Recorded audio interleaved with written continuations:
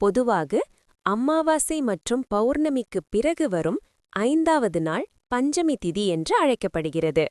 அமாவாசைக்குப் பிறகு வருவது வளர்பிறை பஞ்சமி, பௌர்ணமிக்குப் பிறகு வருவது தேய்பிறை பஞ்சமி.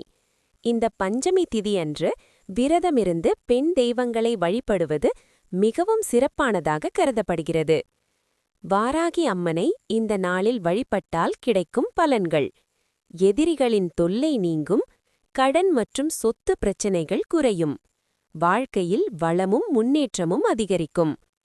முக்கியமாக செய்ய வேண்டியது: இந்த தினம் முதல் தொடர்ந்து 5 பஞ்சமி திதிகளுக்கு விரலி மஞ்சள் மாலை சாற்றி வழிபடுவது சிறப்பாக கருதப்படுகிறது. அதிகாலை அல்லது சாயங்காலத்தில் விளக்கு ஏற்றவும், சிவப்பு அல்லது மஞ்சள் பூ வைத்து அர்ச்சனை செய்யவும். ஓம் வாராகி தாயே நமக என்று ஜபிக்கலாம். செய்யக்கூடாதவை: அந்த நாளில் அசைவ உணவு தவிர்க்கவும். கோபம், சண்டை, தீய வார்த்தைகள் பேச வேண்டாம். விரதமெடுத்தால் முழு மனதுடன் கடைபிடிக்கவும். வாராகி அம்மன் அருள் எல்லோருக்கும் கிடைக்கட்டும்.